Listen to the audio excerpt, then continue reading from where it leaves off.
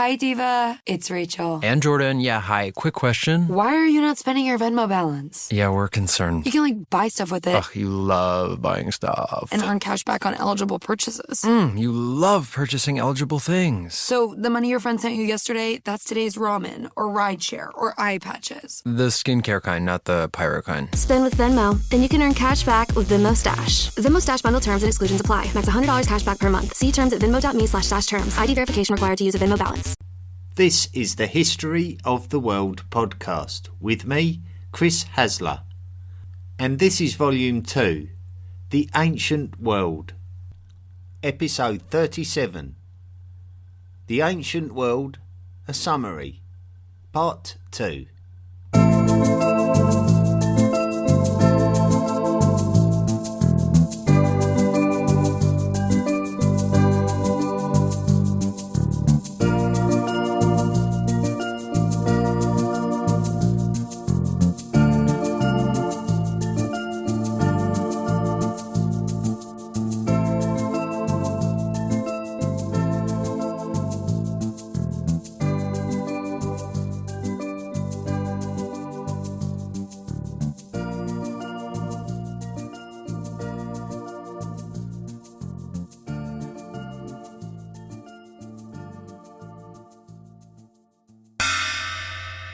(1750 BCE).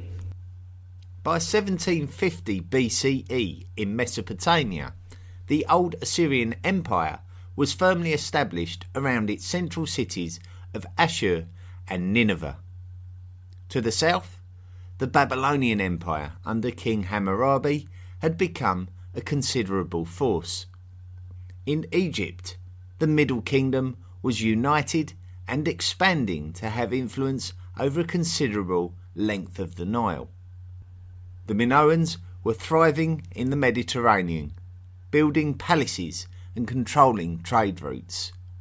In both China and the Americas, culture and civilization were steadily progressing forwards. But the same cannot be said for the Indus Valley, where culture and civilization were in decline.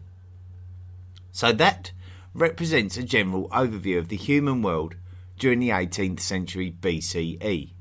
However, the world would change, and rapidly. In Egypt, the Middle Kingdom would come under threat from a new influx of Asiatics venturing into the Nile Delta. These people would be preserved in history as the Hyksos, and their origins are still debated to this day. The Egyptian pharaohs would be forced into Upper Egypt, and Egypt itself would be split up once again.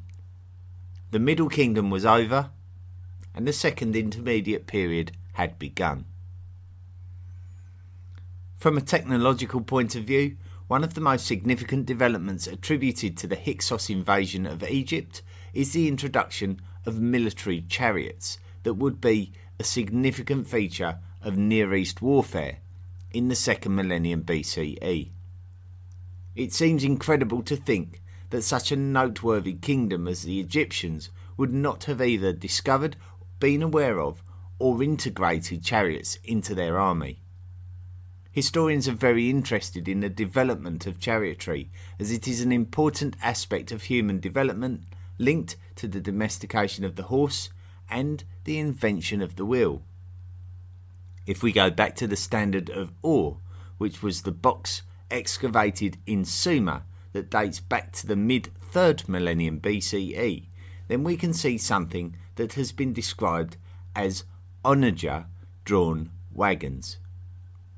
Personally, I would describe these wagons as a type of chariot, though others are a little bit more tentative to do so. The Sumerian vehicles carry 2 men, but may also carry equipment, so they may have been used for multiple purposes, whereas the later chariots are more likely to have been built for speed. It seems astonishing that Egyptians were not using chariots when wheeled, horse-drawn wagons were being used in Mesopotamia maybe as much as 1,000 years previous. So therefore it does make sense to assume that chariotry was an Asiatic development. Interestingly, it does appear that early Mycenaeans of mainland Greece, who were emerging around this time, also used chariots. We're not totally sure of the origin of the Mycenaeans, but we do believe that they spoke an Indo-European language, and we believe that they used chariots.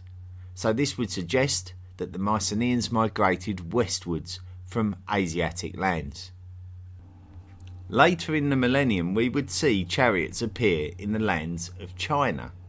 So it either developed independently or was introduced to Chinese lands, and quite possibly by the people of the Eurasian steppe, an area that is known as the likeliest place of origin of the Indo-European languages and the likeliest place of origin of the domesticated horse.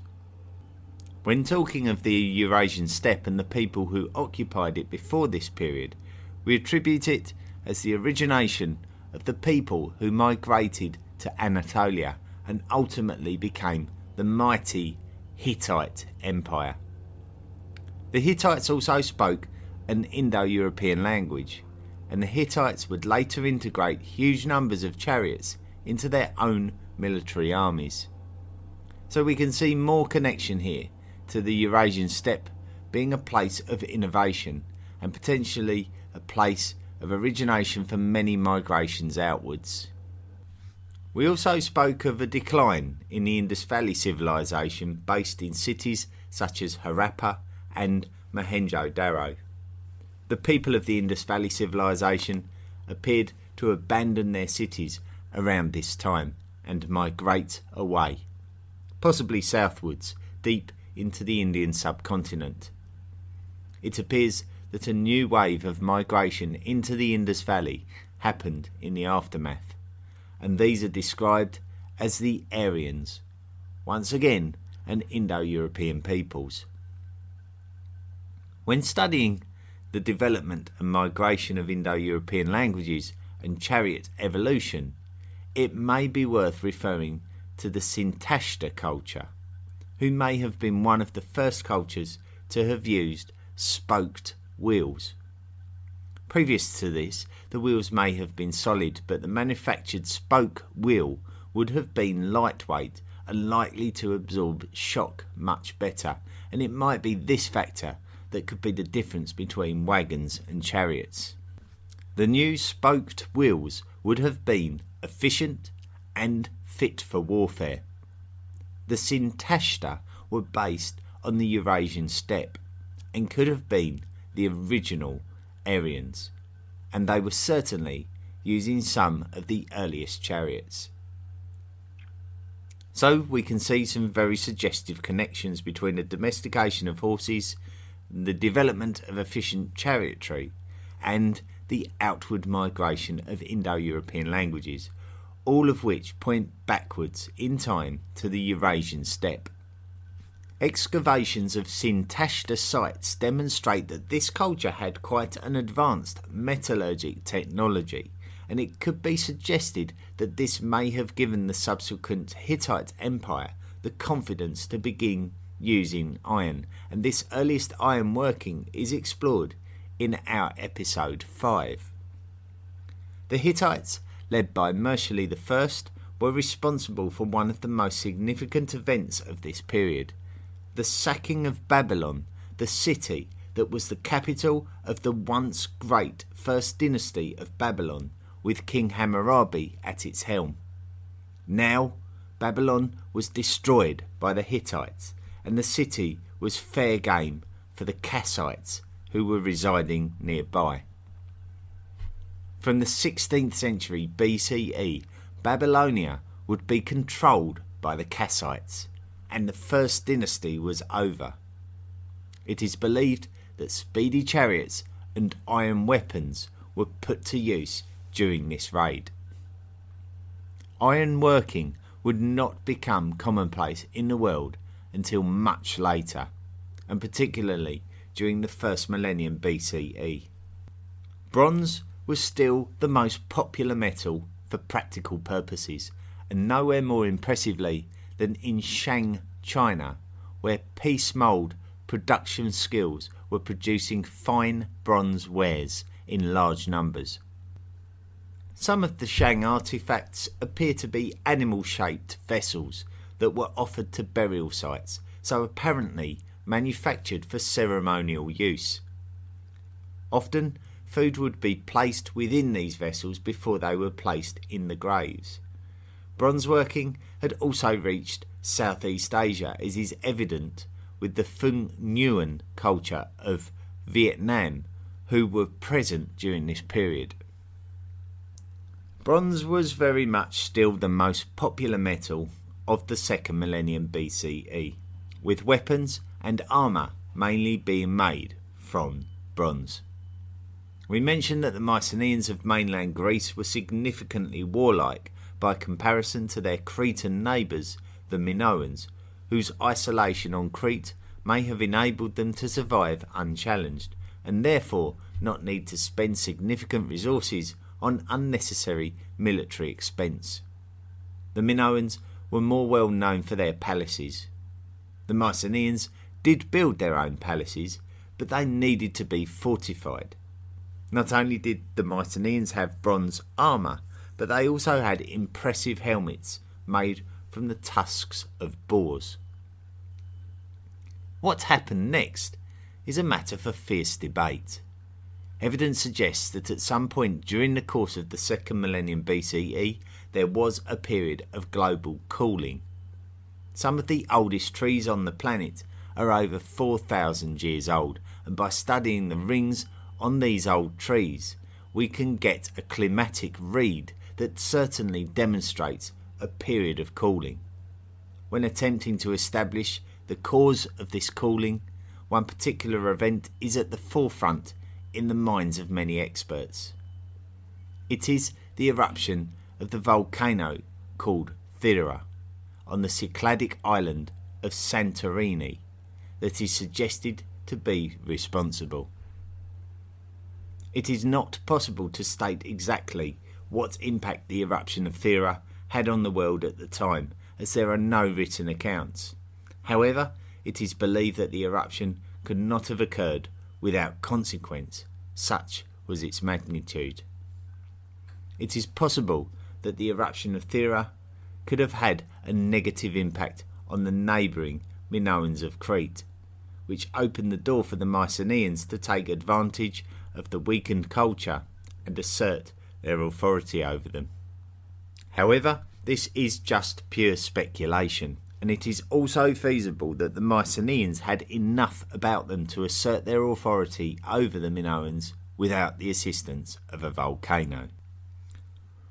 We do know that the Mycenaeans adapted the Minoan Linear A writing script to create a writing script for their own language called Linear B. Interestingly, the expansion of the Hittite Empire hit a stumbling block around this time.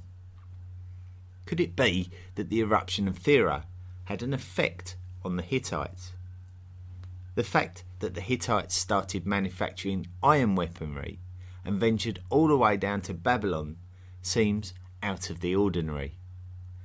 There is no evidence to suggest all of these things are related, but the Hittite Empire certainly did suffer from internal unrest during this period, and were not able to prevent the emergence of the powerful new Mitanni kingdom to their east. Did the eruption of Thera cause a displacement of peoples southwards into Egypt, the one that we recognise as the Hyksos? We just don't know at this point.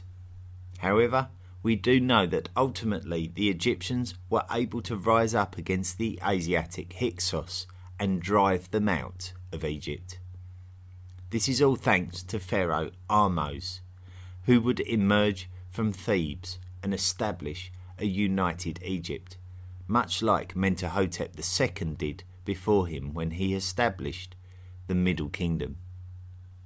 However, this was now the New Kingdom of Egypt. The New Kingdom would see its pharaohs buried in specially created tombs such as those found at the Valley of the Kings. Gone was the pyramid building culture of previous Egyptian kingdoms. The sites of these new royal Egyptian tombs were often accompanied by colossal regal statues of the pharaohs within. The chief Egyptian deity would be Amun-Ra, an amalgamation of the Theban deity Amun and the sun god Ra. The new kingdom would be represented by Egypt's 18th dynasty, also known as the Thutmosid dynasty, and a golden age of Egyptian history. Thutmose I would reassert Egyptian influence on the northern cataracts of the Nile River, as the Middle Kingdom pharaoh Senusret I did before him. During this period, we see the emergence of leavening agents in bread, which is commonplace in most varieties of bread sold in the Western world today. In the modern world, we most commonly use yeast as the leavening agent. We also see the use of the water clock, which the Egyptians would have used to measure time according to how much water had passed from the top of the clock to the bottom. Indus Valley civilization cities had now been abandoned, and an Indo-European language-speaking branch which we call the Aryans, or alternately Indo-Iranians, had moved into the area. These people wrote their texts in the ancient language of Sanskrit, and it is these people who are believed to have written the first Vedas, which are sacred religious texts closely linked to Hinduism. 1500 BCE. It is thought to be around this time that the Mycenaeans could be considered the dominant culture of the modern Greek lands, including the islands of the Aegean Sea and the Minoan island of Crete, and this position would be valid for the foreseeable future. The Mycenaeans would take control of those trade links which made this the most advanced area of Europe during the second millennium BCE, with trade links extending to other parts of the Mediterranean, such as Sicily, for example.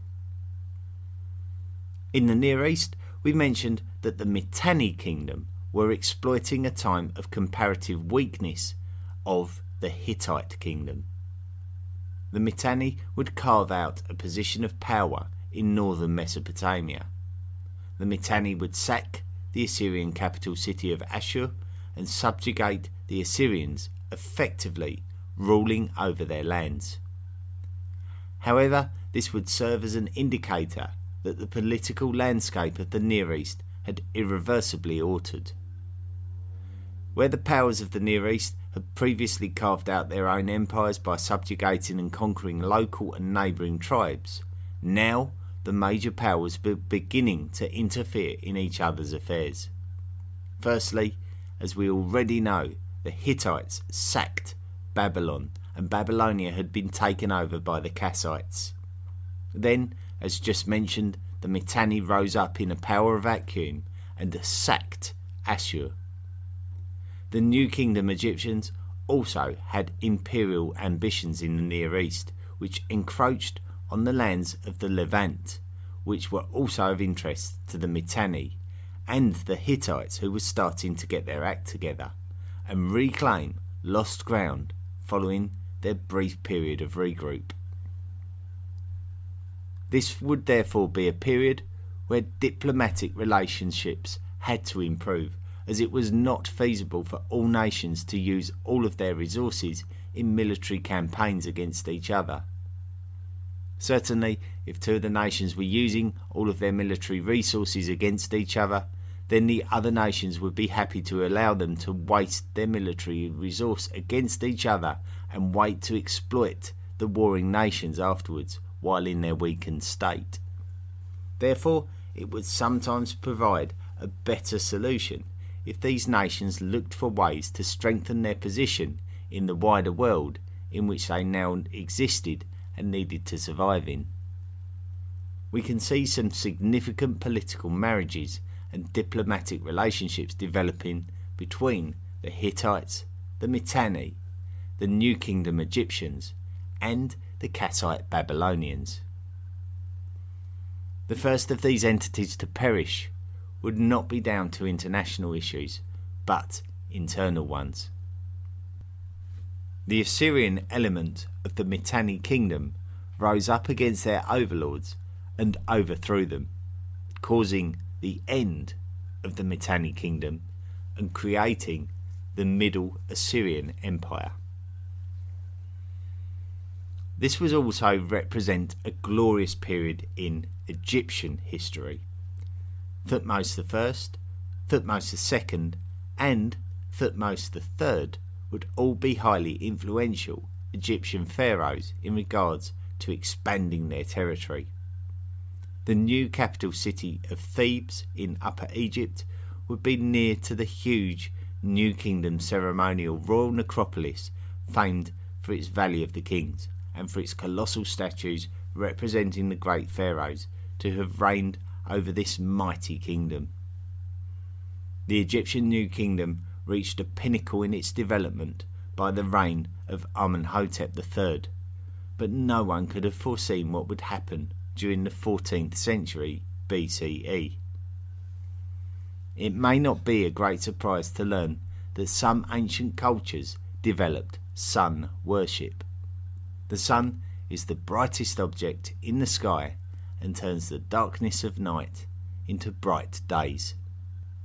We believe that some Bronze Age cultures of this period, such as the Nordic culture of Scandinavia, practiced sun worship during this period, and to some degree the Egyptians practiced sun worship, but it was not exclusive. That is, until the pharaoh Amenhotep IV decided that he wanted to make worship of the sun disk called Aten exclusive to the Egyptian New Kingdom, even changing his own name to Akhenaten and moving the capital city to Amarna. The Egyptian people were not keen to let go of their polytheistic traditions though, and the Egyptian kingdom suffered due to having a pharaoh more interested in the religious direction as opposed to imperial consolidation and ambitions. The Hittites would be able to reclaim Levantine lands with relative ease, and this would continue until after Akhenaten's reign, and Atenism was abolished by his son Tutankhamun with the assistance from the priests of Amun. A new dynasty in Egypt would bring the start of the huge reign of Ramesses II. Ramesses II would be a master propagandist, creating many temples and colossal statues dedicated to himself. Quite likely the most famous of Ramesses II's temples is the one built at Abu Simbel, which was built to commemorate his glorious victory at the Battle of Kadesh against the Hittites. However, there are two sides to every story, and the Hittite account of the battle tells the story of a great ambush of the Egyptian army which prevented them from capturing the city of Kadesh. In the aftermath of the battle, the Hittites under their new monarch Hattusili III were happy to negotiate a peace treaty with Ramesses II in the face of the growing power of the Assyrians under their leader Shalmaneser I. The Assyrians would rise to their greatest power during this period under the rule of Shalmaneser's son, Tukulti-Ninurta I. Although the Hittites and the Egyptians had been competing for the lands of the Levant over many years, it was still a place of great culture and development, and also a place of great myth and legend. We know that modern alphabets migrated out of Egypt from their hieroglyphic script, reaching the area around the city of Ugarit, where it would develop to become the Phoenician alphabet, a proto-alphabet which would be the ancestor of many modern alphabets. This may not have been the only significant migration during this period, as the pharaoh named in sacred scriptures describing the exodus of the Jewish people out of Egypt by Moses may have been Ramesses II. The event describes the probable beginnings of Judaism where the agricultural peoples of the lands of modern Israel became the home of the ancient scriptures, which would become the Old Testament of the Bible. Elsewhere in the world, the ceremonial centre cultures of South America continued to flourish with the likes of Sechin Alto and the emergence of Chabin del Huántar, which would become highly influential in the future. The ancient Peruvians would master the art of bronze working, while the cultures of Mesoamerica would begin producing pottery. The people of the Lapita culture had successfully colonised Melanesia, including the Solomon Islands, Vanuatu, New Caledonia and Fiji. The Shang dynasty continued to rule over vast swathes of Chinese lands. 1200 BCE. The death of Ramesses II marked the passing of a great era in history. We can consider this the end of the late Bronze Age period of great kingdoms and empires of the Mediterranean and Near East. Letters written in the Levantine city of Ugarit, which would ironically be associated with the birth of modern alphabets, tell a story of desperate bewilderment as the people of Ugarit had been apparently abandoned by their Hittite overlords in the face of a mysterious foreign threat. The Hittites appear to have lost their position and had to revert to protecting their homelands. The outpost of Ugarit was not a priority. The Hittites would ultimately be unsuccessful in defending their homelands, with their capital city, Hattusha, being destroyed and the Hittites dispersing into a political wilderness. The threat is unlikely to have come from the Mycenaeans, as their own cities were also being destroyed and the beginnings of a Greek Dark Age were about to start. Sea peoples began to raid Egyptian lands, sparking the beginning of the end of the New Kingdom. Ramesses III was considered to be the last great Egyptian ruler, and he likely lost his life due to an internal conspiracy to overthrow him. We can't be sure how closely related all of these collapses of empires are to each other, but it was also around this time that the Elamites sacked Babylon, ending the centuries-old Kassite kingdom of Babylonia.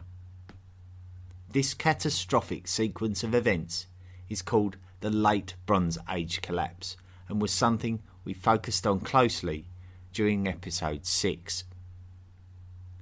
We have talked enough about the events of the Late Bronze Age collapse during the course of this volume, so let's focus on what happened in the aftermath. One of the cultures that may have emerged as a result of the events of the Late Bronze Age collapse may be the Philistines. Speculation suggests links to the cultures of Greek lands and a possibility of it emerging from the remnants of the sea people who were prevented from settling the lands of Egypt. Could it be that displaced Mycenaeans attempted to settle Egypt, failed, and subsequently moved along the coast to the Levant to become the Philistines? Make your own mind up about that one. Biblical scriptures tell us a story of how King David, as a young man, fought against the Philistines before becoming the king of a united monarchy of Israel. David would begin construction of a sacred temple in Jerusalem, which would be completed by his son Solomon, who would take over as king of the united monarchy. Megiddo would also become an important royal fortress of Israel. After Solomon's death, the united monarchy of Israel would fragment, with the kingdom of Judea becoming independent.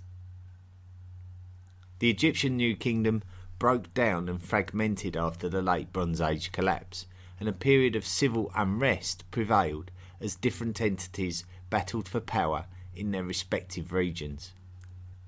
The Kushites of the Nubian lands to the south of Egypt were able to gain a strong foothold during this period as a consequence of the absence of a mighty Egyptian kingdom to their north. The significant advances in the aftermath of the Late Bronze Age collapse happened in the Assyrian Empire, but not before some very lean times which almost saw Assyria disappear off the map altogether. Aramean peoples were settling the lands of the extended Assyrian Empire, and the Assyrians had to protect their heartlands around their major cities. The Assyrians remained pinned into their heartlands for a number of generations before they would build the military resource to be able to respond to their situation, and they would do this by mastering the use of iron. Iron would now become the preferred metal of weaponry. The Bronze Age was over and the Iron Age was beginning. The Assyrians traditionally spoke Akkadian, but as they began to expand their empire once again by taking back the lands that the Arameans had settled, they also adopted the Aramaic language as their standard tongue. The Assyrians would continue to take lands, especially while under the rule of expansionist monarchs such as Ashurnasirpal II. Even though the Assyrians briefly subjugated the kingdom of Urartu to their north, they could not and probably saw no value in expanding northwards, with plenty of opportunities in other directions. The absence of the Hittites and the Egyptians from Levantine politics enabled city-states north of Israel to develop strong Mediterranean trade links, especially in the absence of the Mycenaeans. These city-states would come to be known collectively as the Phoenicians, and they would look outwards at the opportunities to rekindle the trade links of the Mediterranean and develop artisanry within their cities that would be the envy of many of their neighbours. The Phoenicians would establish the trade port of Carthage in North Africa that would become significant in later times. Elsewhere in the world, some fortified hilltop sites emerged in Western Europe, while another culture of people rose to significance in mainland Central Europe. They would be a peoples who cremated their elite and buried them in urns alongside artifacts, thereby giving them the name the urn-filled culture, and suggested to have spoken an early form of Celtic, which suggests that they would have been an Indo-European migration, possibly from the Eurasian steppe. It is also possible that a migration of culture from the Eurasian steppe is also what introduced the chariot to Shang dynasty of China. The introduction of chariots was not enough to stop the demise of the Shang dynasty, who were conquered by the Zhou dynasty. It may be the case that there is still much to learn in regard to the cultures of China during this period. Deep into Chinese lands, away from the Yellow River, a site has been discovered at Sanxingdui, where the people were creating huge bronze statues, some as tall as 4 meters in height. It could be that these peoples were allies of the Zhou who overthrew the Shang. The Western Zhou dynasty represents the first and earliest Zhou dynasty and began when King Wu of Zhou defeated the Shang and claimed the mandate from heaven to validate his claim to the monarchy. The Western Zhou made a geographical survey of Chinese lands. It is also around this time that we see evidence of wet rice cultivation and bronze working migrate to the Korean peninsula. Jade was still considered to be precious and valuable in China, with its attractive colour and its spiritual significance. In the lands of India, we can see the further expansion of the Aryan migration reaching the Ganges River and settling the lands there, as well as the composition of more sacred Vedas scriptures and the development of the significant Brahmi writing script, which would inspire many later scripts. The earliest Ganges River civilizations would have been the origins of the emergence of Jainism as a religion, with the city of Varanasi being identified as the birthplace of the first teacher of Jainism, namely Parshvanatha. What many consider to be the heartland of the Proto-Indo-European languages in the Eurasian steppe appears to be where the Scythians were now living, but their lifestyle represented one that was a throwback to the days of nomadic pastoralism, more commonly associated with Neolithic age cultures. In the Americas, the Olmec culture would emerge and flourish in Mesoamerica, distinguished by their rubber production and discussed at length during episode 31. Rubber balls may have been used in ball games which were common with cultures of the Americas going forwards, including the Mayans, the Incas and the Aztecs. The Olmecs would initially set up their capital at San Lorenzo before it moved to La Venta during its later period. The site of Chabindahuantar would become hugely significant in a spiritual sense to a wide range of cultures of modern Peru, with pilgrimages from far and wide centering on the site for many centuries. The settlement at Poverty Point emerged during this period in the modern-day state of Louisiana in the United States, which we know to be strongly linked to the expansive trade network which had come to be a significant aspect of the North American cultures of the eastern lands of the United States.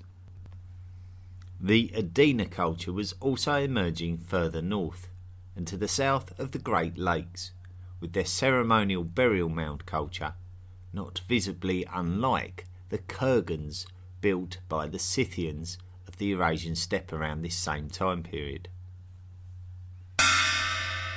800 BCE. So finally, we reach a point of transition, where we look to leave the ancient world behind and venture into the classical world. We have touched upon the classical world once or twice during the podcast. In episode 7, we discussed the eventual collapse of the Assyrian Empire. In episode 9, we discussed the early years of the Carthaginians and their Sicilian wars.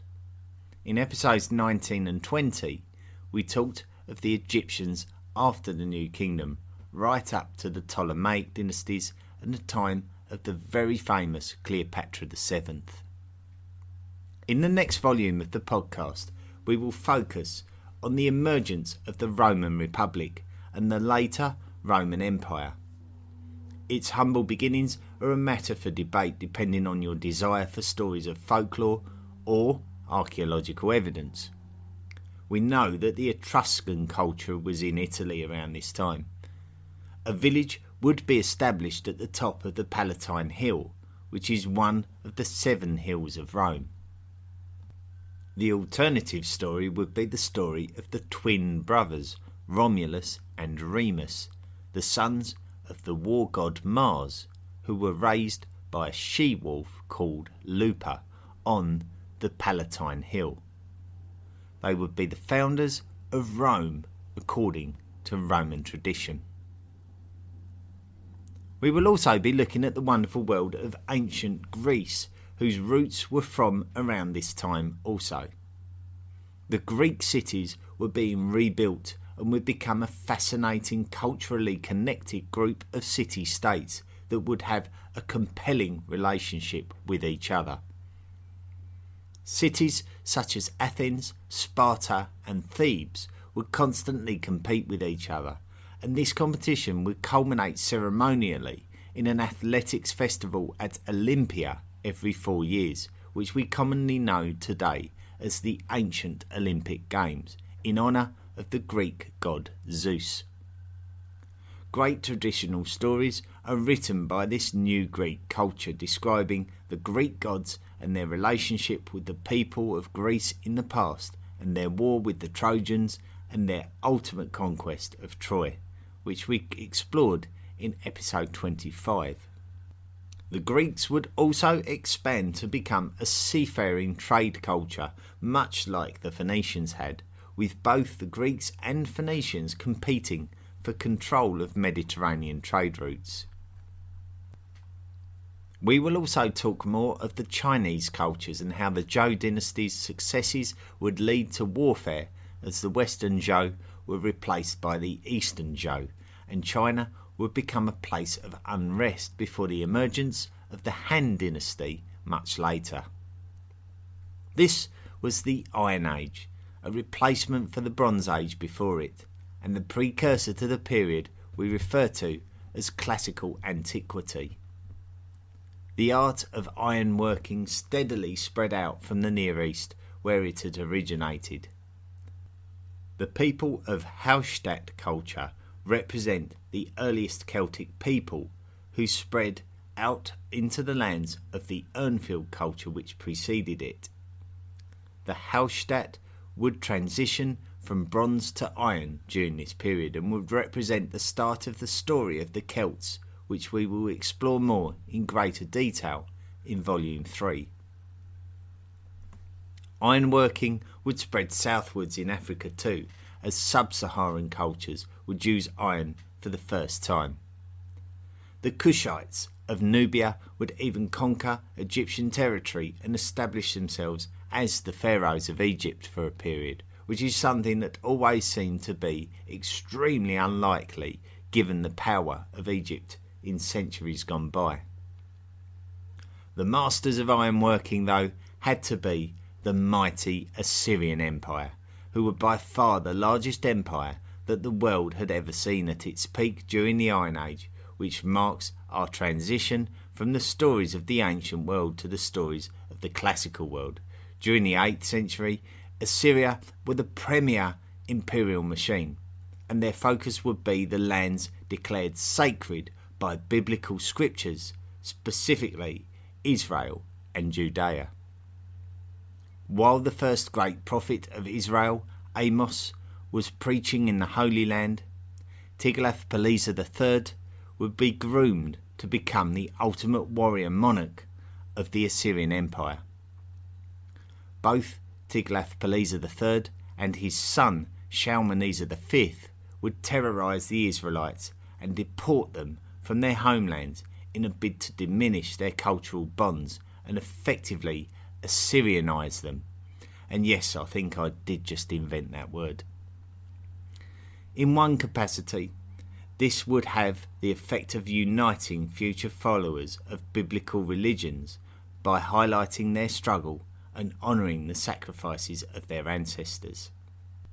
To those who dismiss this as religious fantasy, it must be stated that Assyrian artefacts acknowledge and honour their victories and conquests over the peoples of this land.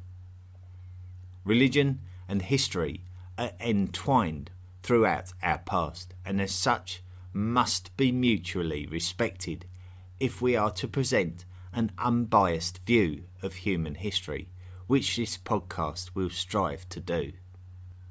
It might be therefore that the Assyrian conquest of Israel, as described back in episode 8, is a poignant marker that represents the end of Volume 2 and the beginning of Volume 3. And there we have it. We got there. We got there in the end. Thank you so much for listening. And thank you for those of you who have listened to all 37 episodes of this volume. You did well, and I am sure that you are full of knowledge now, and now you can talk to anybody at a very competent level about this period of human history. And for those of you who followed it, for those of you who've followed the journey of Mesopotamia and all these early empires that have been competing against each other, for all of you that have listened to the Egyptian story from ancient Egypt, from its humble beginnings back from the days of the Narmer Palette, right through to the Ptolemaic kingdom, which we discovered during this volume. I'm sure you have a fantastic knowledge now that you can share with anybody. Now, you know, if you go anywhere such as, like, for example, myself, I'm quite near to the British Museum.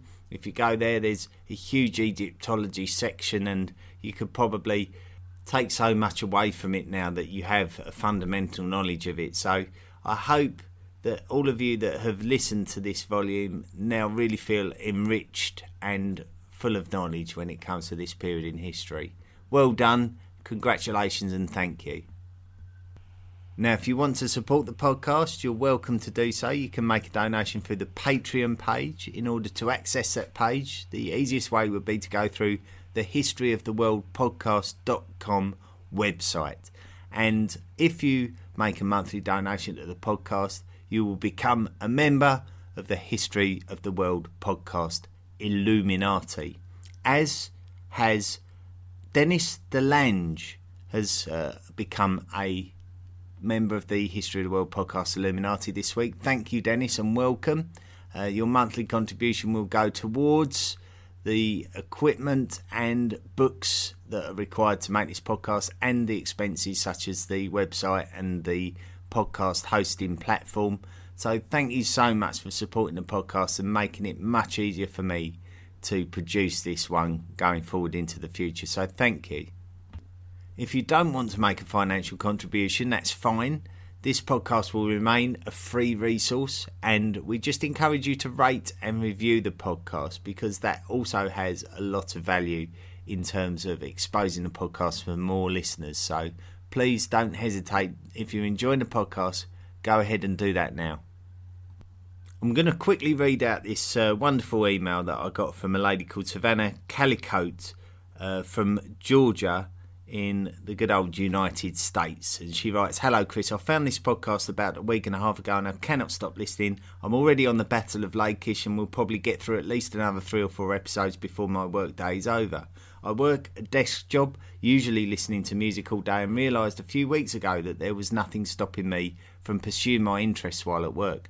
I started with documentaries, and one day, while looking for one on the Phoenicians, I eventually stumbled upon a YouTube channel that was hosting episodes of this podcast.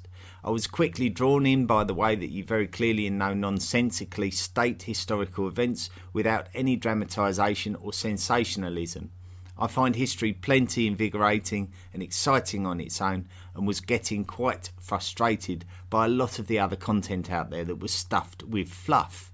I switched from YouTube to Audioboom after a day because of how out of order the playlists were, and I really wanted to start the podcast from the beginning. This is actually the first podcast I have ever listened to.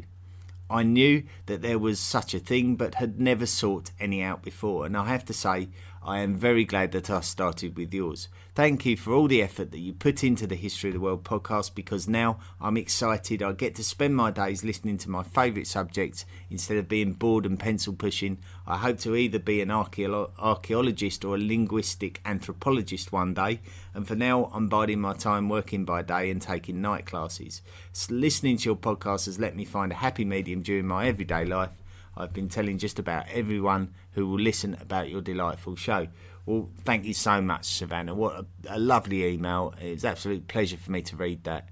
And this podcast will now go into a hiatus between Volume 2 and Volume 3. I'm going to take a break. So I'm going to have a bit of a rest from writing and broadcasting. However, what I tend to do while I'm in one of these hiatuses, I do tend to publish a weekly unscripted podcast, just to let you know we're still here. So we continue broadcasting, but we don't write any new episodes, certainly not for another month or two.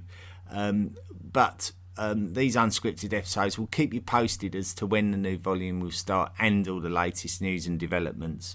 So in the meantime, for Savannah and for anyone else that's looking for good podcasts to listen to in the meantime, if you visit the historyoftheworldpodcast.com website and go to the recommended section, there are a number of podcasts there which I personally recommend.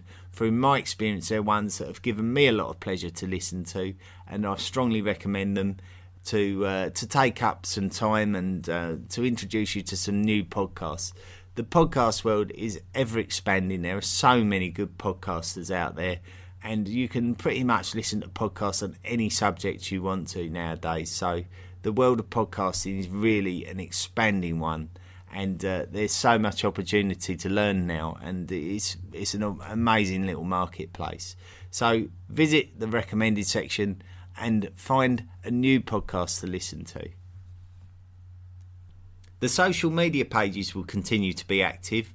There's a discussion forum which I'll be constantly keeping my eye on. So if you go to the historyoftheworldpodcast.com website and go to interact, you can go to the discussion forum. You can talk about any aspect of history on there or join in one of the existing discussions. And we're also on Facebook, Instagram, Twitter, Tumblr and YouTube. If you want to play a little game, there's a Tiny Cards game where you can learn a bit about the history of some of the subjects that have been covered. There's not too much on there, but it can help you to remember some of the aspects of history that have been talked about during this podcast.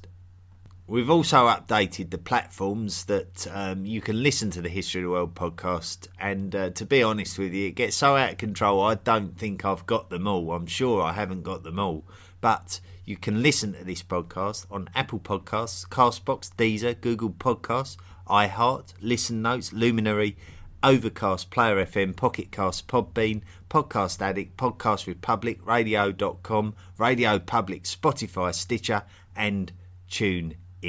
If you know of anywhere else where you can listen to it, let me know and I'll add it to the list. Well, that's it. I'm going to wrap up for this week, and that is the end of Volume 2. So once again, thank you so much for joining me on this wonderful journey. Next time we'll be doing an unscripted episode with some updates about what's going to happen in the future, and some more updates in terms of the people who've contacted the podcast, and some news and details. We'll also maybe cover a few subjects that have come up in the news in the last year since Volume 1 was published. We know that new species of hominids have been discovered that probably deserve a moment or two to discuss. If there is anything that you want me to discuss at all, if there's anything you want to bring to my attention, anything you want me to talk more openly about, do let me know so that I can make the unscripted episodes as interesting as possible for you and as relevant to what you want to know about. Apart from that, that's all.